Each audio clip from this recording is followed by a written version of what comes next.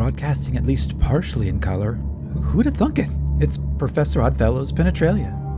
As a tool for accessing flashes of intuition, creative inspiration, angelic wisdom, and time travel, the interdimensional psychic bridge may technically be immaterial, but there are a dozen practical ways to access and cross it from this world to the next to the next. We're going to try to bridge the gap between two worlds.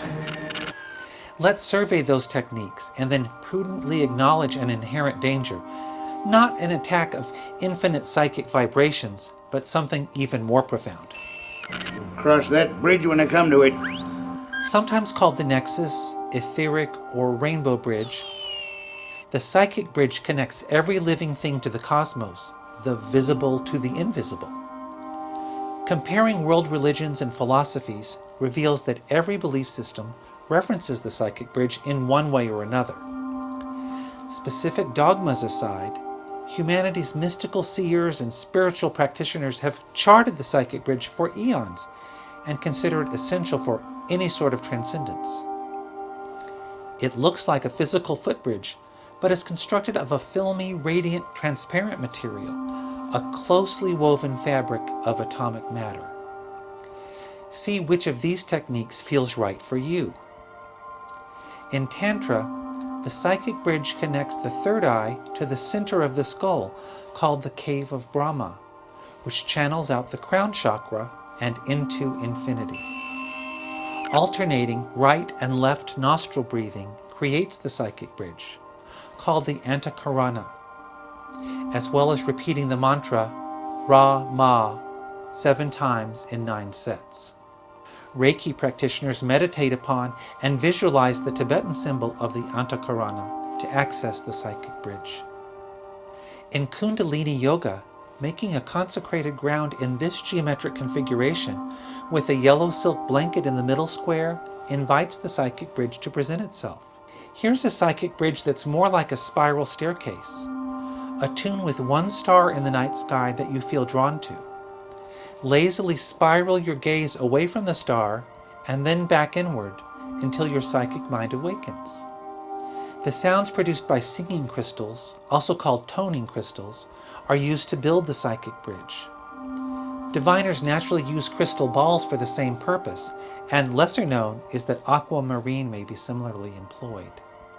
In the Monroe Institute's Brainwave Coherence audio program, Odyssey 5, one learns how to enter into a state of consciousness called Focus 21, which is referred to as a bridge to other energy systems in which assistance and guidance from immaterial entities is available.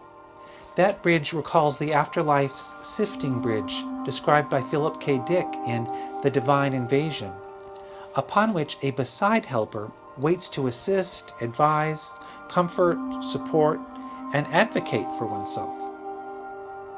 The bridge Dick refers to is rooted in Gnostic, Jewish, and Zoroastrian wisdom.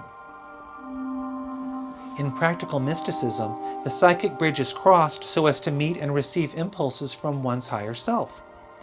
Access to the bridge is gained via the sixth sense, which is awakened simply and naturally through quiet contemplation.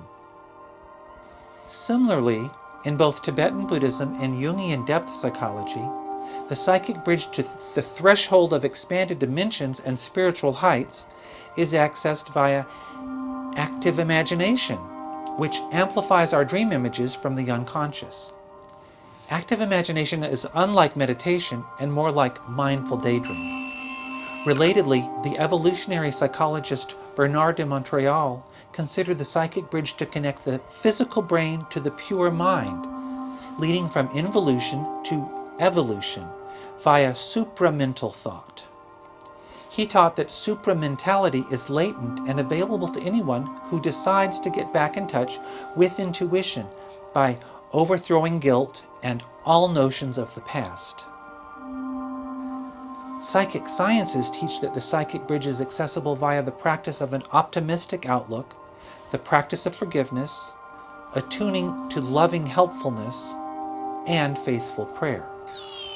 Conservationist Terry Tempest Williams says that embracing the divine feminine and studying the wisdom of the wild linked to the bear in mythology takes us to the psychic bridge.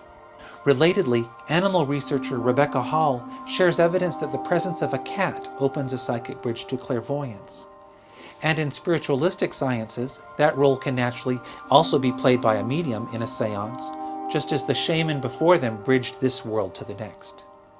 Lucid dreaming is an age-old path to the psychic gate, and a dedicated practice of meditation facilitates lucid dreaming.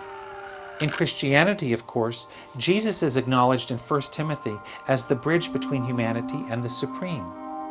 We've already gone beyond 12 techniques, and we'll skip the Rosicrucians, the Ascended Master religions, and Scientology.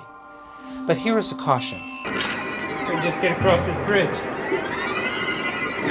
We can't cross that bridge.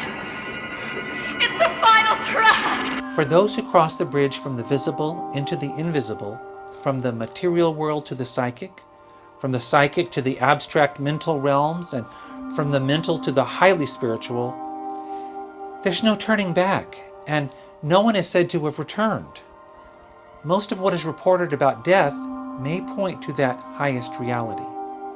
Like a beside helper on Philip K. Dick's Sifting Bridge, or your very own, I'm Professor Oddfellow. Penetralia land, ho, like an ampersand.